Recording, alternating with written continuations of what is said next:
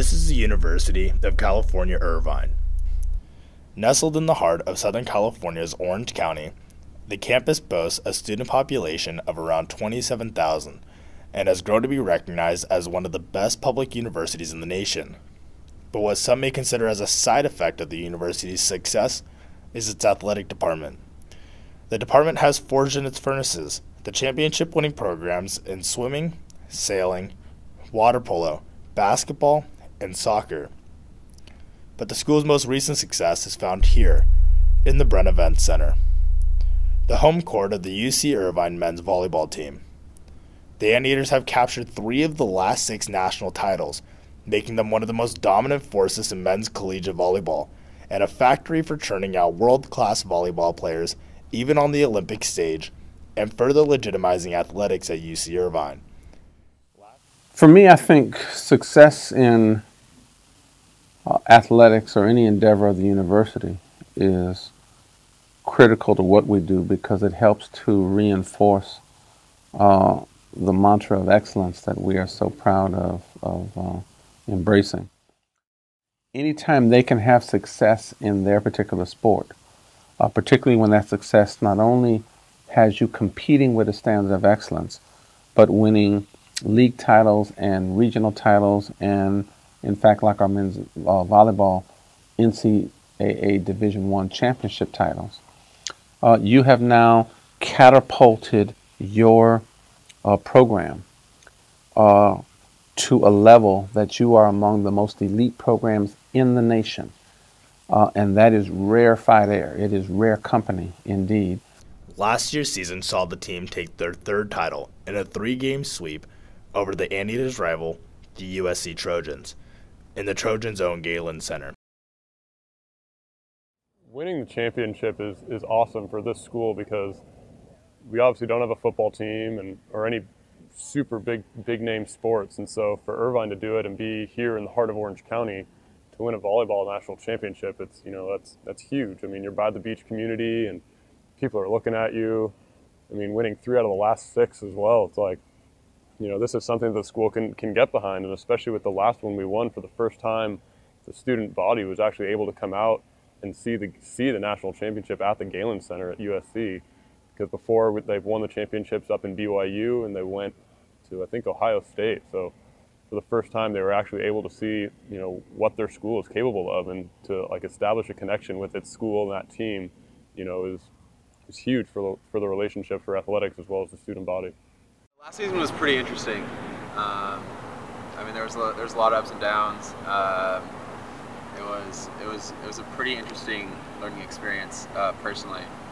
It was great to go from a championship in '09 as a freshman, and to win it against seniors, obviously a great accomplishment, and it's a lot of things. But it was great to just see really what it takes, I guess, from the ground up, going from the championship team in '09 and then basically rebuilding in 2010 and then again in 2011, and to finally get one in 2012 it was great. It was just I don't know. But this is a new season, one which has begun without the likes of such stars as Carson Clark, Dan McDonnell, Kevin Carroll, and Austin Diamore, players of which occupied the top outside hitter, middle hitter, and opposite hitter position, which so many of the Anteaters' younger members look to occupy this season. But in a league as tight-knit and competitive as the Mountain Pacific Sports Federation, this is no easy task, especially on a team filled with talent as UC Irvine. What's it like playing in the MPSF? It's brutal. It's pretty brutal. You got 12, now 13 teams that they all compete, and they can beat you on any given night.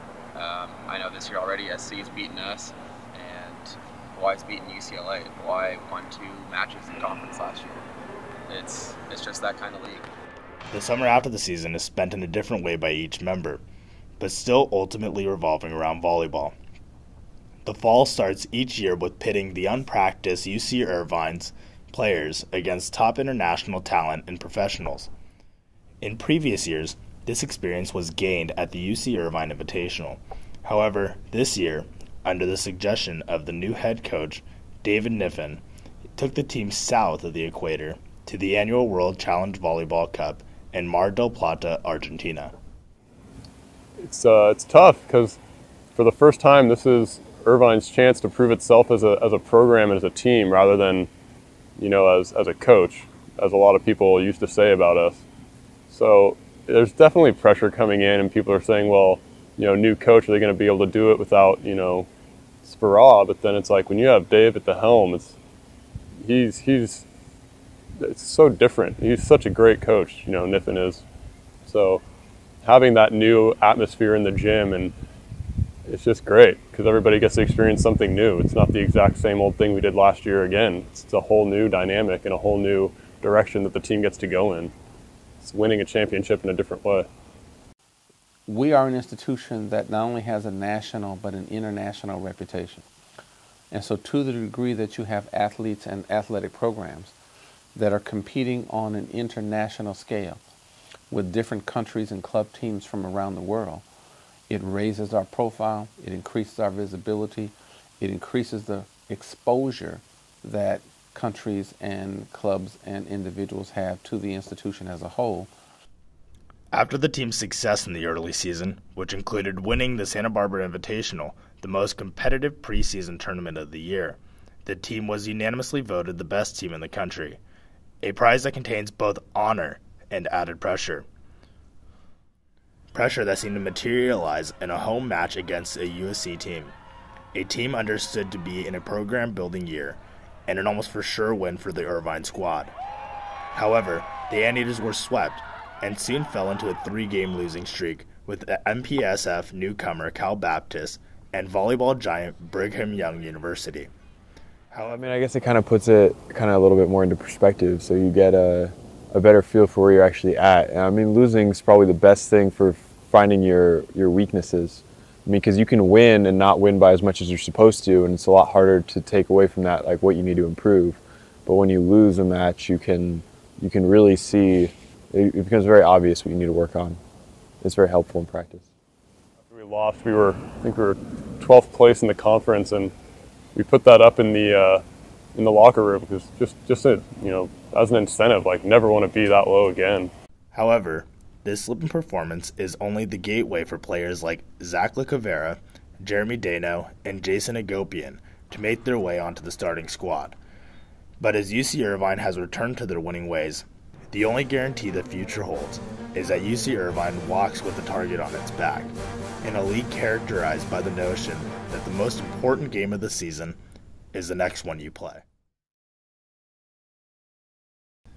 Next time, we look at the careers of top outside hitters Jeremy Dano, Connor Hughes, and All-American Kevin Tilley as they battle each other for the most competitive position on the most competitive team in collegiate volleyball.